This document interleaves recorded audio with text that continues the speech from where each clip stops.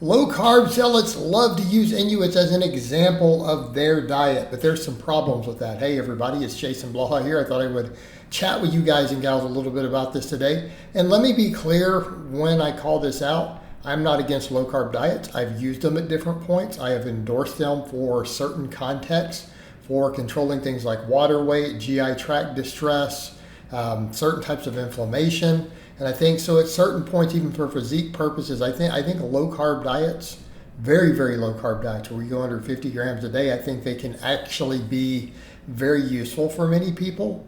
Okay, so let me be clear. They are something that I use personally from time to time, both personally as well as a coach. Okay, so before people jump up and try to scream about it, let's be clear on that. However, this Inuit thing is complete intellectual dishonesty.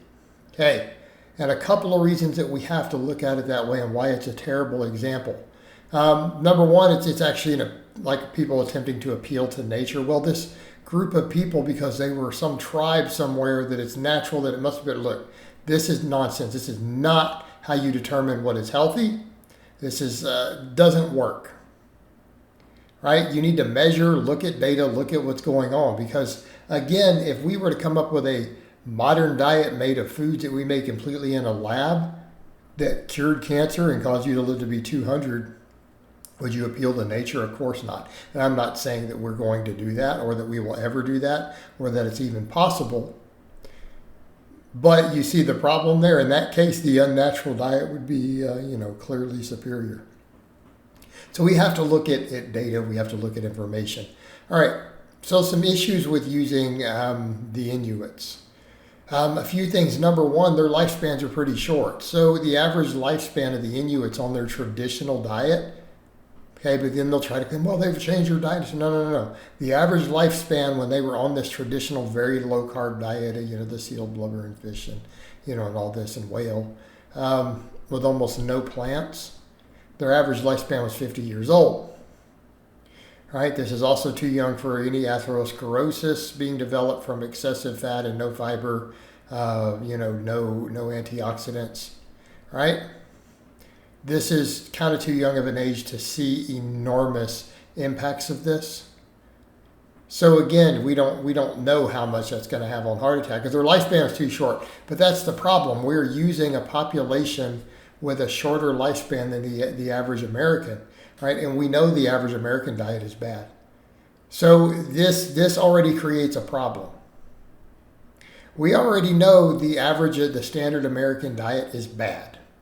Anyone who understands nutrition and can look at epidemiology and other stuff, we can look at this and say, yeah, it's pretty dang bad. Right? It is not healthy by any stretch of the imagination. Yet they all love the Inuits. So you have a problem with this already, all right, number one. All right. Number two, the explorers who noted their diets and all this data is taken from noted that they were rotund. They were round. They were fat. So I want to be clear here. Okay, step back and think about this. We're using an example of people of an indigenous tribe that was noted for a relatively short lifespan and being slightly fat. This is not what you want to use as an example. This is a terrible example. Yet they keep doing it over and over and over and over and over. They want to insist on using this demographic and this diet from people who only lived to be 55 and were fat. Okay, if I were to look at this data and say, okay, let's just forget correlation. Correlation doesn't equal causation. Let's just look at the end result.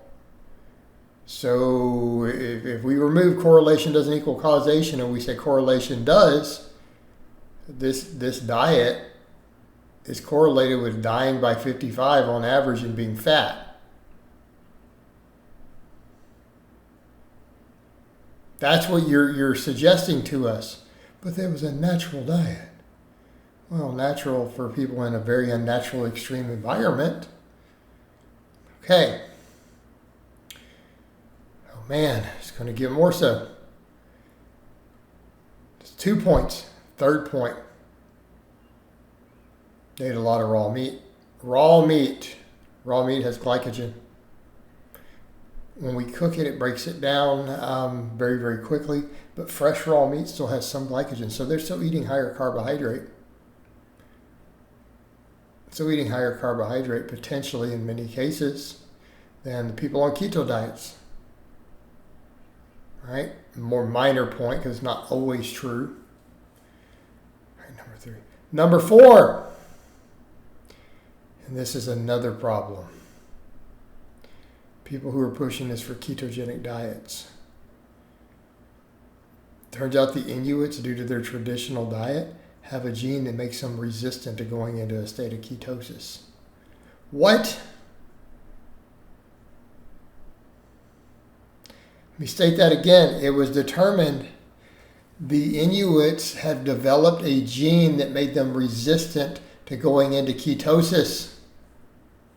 As a demographic, doesn't say it completely prevented it, it makes them more resistant to it.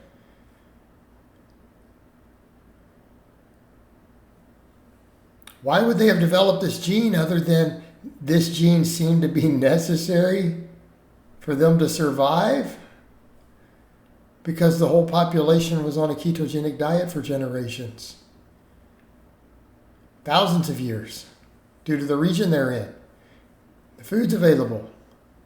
They're resistant to ketosis. But people have been using this to promote ketogenic diets to put you into a state of ketosis. This is massive. All right? So literally, people are trying to use this. They are trying to use this to promote this dietary approach as if it has something meaningful, but it's a diet from a demographic with a shorter than average lifespan as we would think of it, that were known for being slightly fat, being way fatter than normal for any indigenous tribe, so being fat and short-lived.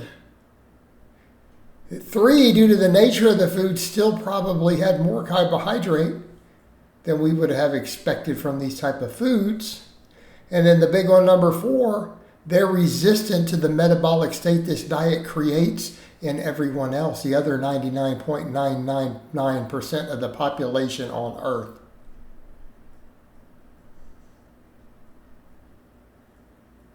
This is a horrible selling point.